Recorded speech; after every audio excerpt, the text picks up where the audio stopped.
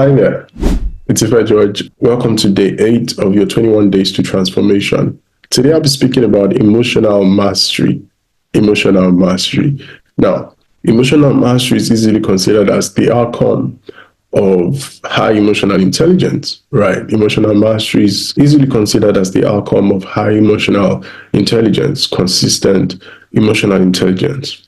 And so, it is safe to premise our conversation today on emotional intelligence, right? And I consider it a critical tool for transformation because there literally isn't anything that we do that is not tied to our emotions, right? There literally isn't anything that we do that isn't tied to our emotions. Somehow, our actions are a result of our emotions. Our thoughts, emotions, and behaviors are connected in ways that our emotions and our ability to manage them, to master them, to regulate them, determine our actions. So I consider emotional intelligence is a crucial skill for a person to master on this journey to transformation. Just imagine having dysregulated emotions now and again, and imagine what that would mean for your life. All right? Imagine what that would mean for your life, because the idea of having emotional mastery is that we can understand ourselves appropriately, we can connect to others appropriately, and we can make decisions in life in ways that align with our ultimate vision and purpose, right? We can make decisions in life in ways that align with our ultimate vision and purpose. I'll say that again. The idea of emotional mastery is that we can understand ourselves appropriately, in which case we are able to manage the way that we respond to issues. We can connect with others appropriately in such a way that we can deal with people with the highest level of balance in relationship and communication. And then we are able to decide the things we do in life with the highest level of alignment to our vision and our purpose for being here, right? And so it is crucial that a person comes to the place where they can master their emotions, right? Where they can master their emotions. Now, the key competencies of emotional intelligence are self-awareness, self-regulation, social skills, and empathy. And each one just portrays our ability to manage emotion as regard the things that bother us in that sphere. All right. In the case of self-awareness, it shows that we're able to recognize our own personal emotions. And I know that that can be a really tough thing, right? It is easy for a person to, based on the way that they have been responded to over time, based on the way that they've been treated, based on the way that life has occurred for them until now, it is possible that a person's ability to recognize and deal with what they're feeling feels challenging. But the idea is that I can come to the place where I understand what I am feeling per time, and I understand how to manage what I'm feeling, regulate what I'm feeling, and respond to issues rather than react. All right? The fact that I can deal with empathy is also that I understand how others are feeling. Now, growing up, there was a time of my life when I just felt like one crucial thing that was left for me to do to be able to fit into the world was to study human behavior, to study why people behave the way they behave. Now, what led me there was that I was personally concerned about myself and my behaviors. I was personally concerned about the way that I thought, the way that I felt. I was concerned about the lack of courage in expressing myself. I really wanted to know why it felt like I struggled with expressing myself, all right? And so I went into studying personality types, personality traits, strengths and weaknesses of various personality types and traits, and general human behavior. Now, I go into studying this and I discover that there are theories about why people behave the way they behave. I mean, I saw huge revelations that aligned with why I behaved the way I behaved. I had a better understanding of why I behaved the way I behaved. But more than that, I had deep understanding of how to deal with, of how to regulate, of how to master my emotions. Now, that might be working perfectly for me as a life coach and even in dealing with other people. However, I feel that every human alive who wants to have appropriate interaction with people, who want to master their social skills and their ability to effectively manage relationships and manage connections and manage communications, or people that want to just be able to control their impulses, the way they feel, the way they think, and the things they do, should commit to that kind of study. It is incumbent on us to understand how this body functions. It is incumbent on us to understand how our brain functions. It is incumbent on us to understand the best use of who we are. And I feel like that's something that should be like a primary exposure for everyone, understanding who we are, such that we can become the best of who we are. A lot of the struggle that people face in their world is just a lack of understanding of who they are, a lack of understanding of how to relate to fellow man, and a lack of understanding of how to relate to their world. If we have a great understanding of that, that begins to give us mastery over our emotions, a lot of the things that we might struggle with, we will master how to deal with. So when we get to this point where we can understand ourselves, where we can connect with others effectively, and where we can make decisions that align to our vision and our purpose perpetually, the consistent practice of that is our expression of emotional mastery. It's just the proof that we know how to deal with ourselves. And so how do I build emotional mastery for myself? I would say there's that crucial part, right? In building self-awareness, there's that crucial part of becoming curious about everything that concerns you. And what that comes with is that day to day, you're able to question. Day to day, you're committing to questioning your thoughts, questioning your emotions, questioning your actions. Why have I done the things I've done? Why have I done the things I've done the way I've done them? All right. And so there are moments in the busy day that we all are compelled to have that you are compelled to take pauses and analyze and introspect, to take pauses and check out what is going on with you, to take pauses and question the reason you have done the things you've done. Explore all your decisions through the day and question why your actions were taken the way they were taken. What was going on in your mind? What was going on in your emotions? What were you thinking about? What were you favoring? What were you running from? What were you considering? What were you not considering? And so what you want to do is come to that place where you are aware fully of why you do the things you do. All right, you're aware fully of why you behave the way you behave. Now, if you question it well enough, you'll be sure to get answers. Another competence is the self-regulation competence, all right? And then with that, what you want to do is master how to respond rather than to react. Now, I understand that in life, there are different times when our ability to react is a defense mechanism for our well-being, right? So the human system should be able to react, especially in faces of danger. Right? The difference is that the same impulse that we have that gives us the ability to react in the faces of danger is the same impulse that coordinates our reaction in the faces of situations that trigger us or situations we have been conditioned to be averse to. And so you would see that there are times when you react to things because you already have been conditioned to be averse to those things. Maybe those things have created a sour taste in your mouth. Maybe those things, those experiences or those exposures are things that have created a negative emotion in you. So every time it occurs, you're triggered. Someone speaks a certain way to you and there's already a way of reaction, right? Because of what that person has triggered. And so you want to come to that place where you master your ability to respond rather than just react. And so you must practice pausing before response, all right? You must practice pausing before response. What's happening there is that you're contemplating your response. You are questioning why you respond the way you respond and what that means for you and the person you're responding to, or what it means for you and the situation you're responding to. You're questioning why you should respond the way you respond. And, a very good tool to help you there is putting into practice this conscious thought of what will my best self do now?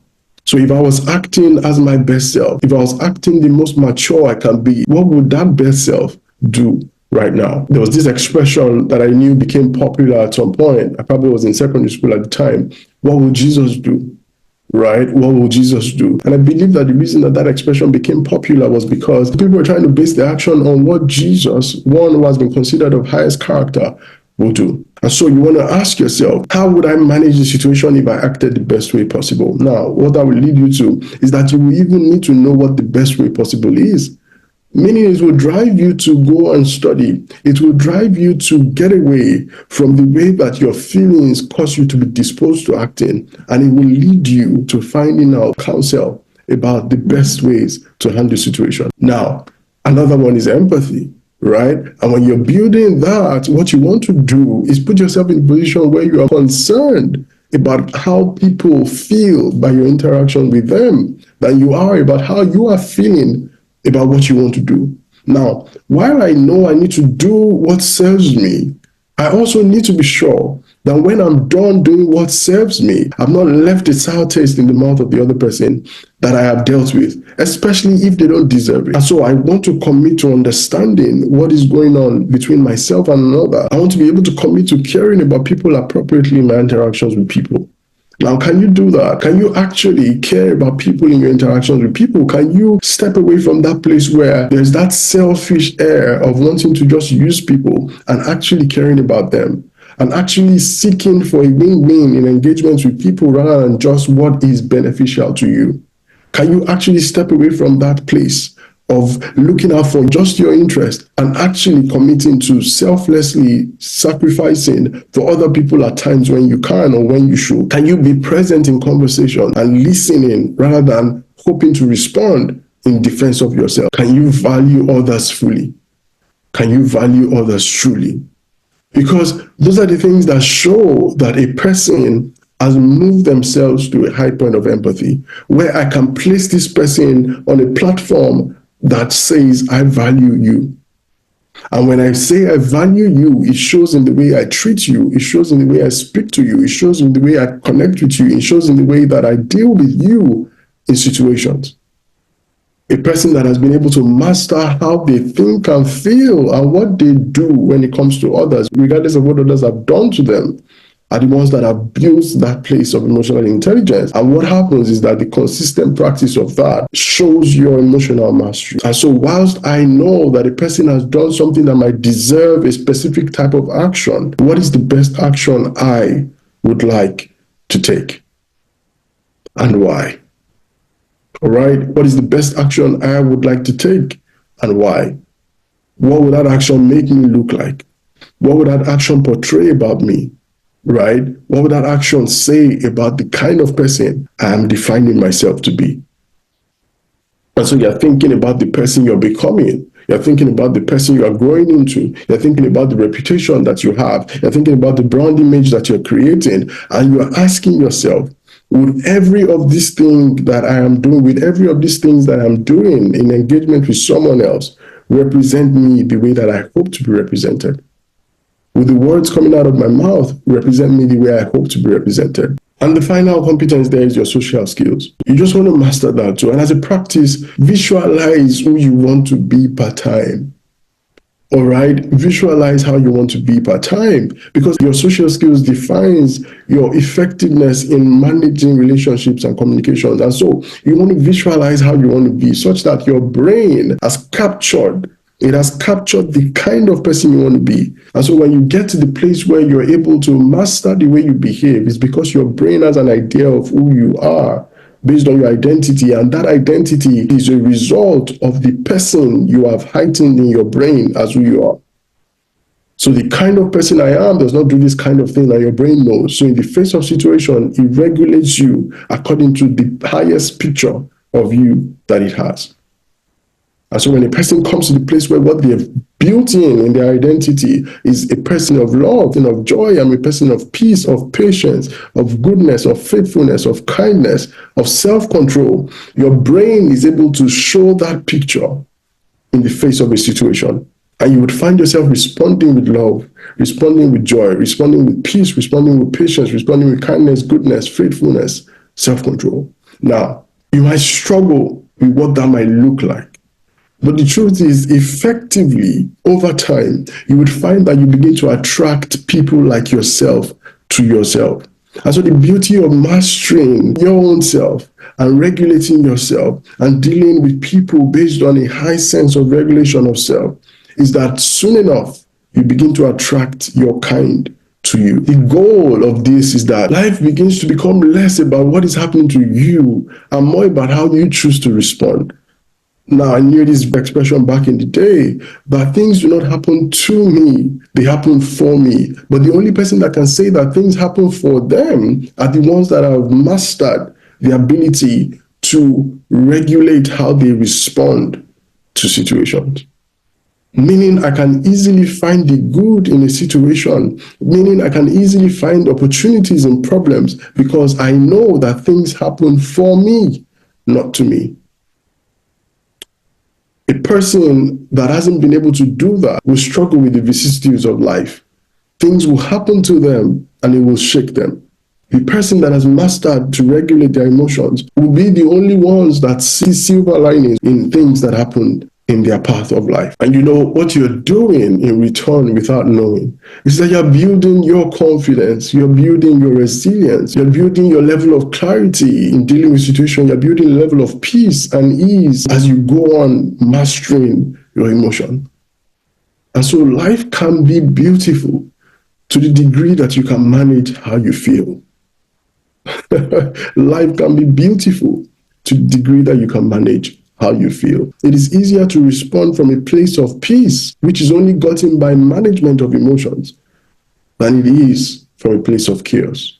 And so what I would like you to do after watching this video is for you to identify areas of your life where you know that you are triggered emotionally easily. All right? And just as though you are helping somebody else find a solution to areas where they are triggered emotionally, consider ways, now that the trigger isn't currently in force, consider ways that you think you can approach dealing with that emotion differently. Now, the goal of this is perhaps to give you an idea of something else you can try in the face of that emotion. Right? Of course, if you consider that you need professional help to be able to go through with that, I'm happy to help. And so please feel free to reach out. But you want to try that practice for yourself. Write down areas where you know that you are emotionally triggered easily and you know that the actions that you take are often not the best actions. Write them down and consider which other ways you could have dealt with those things better. All right? Until I see you in the next video, have a good day.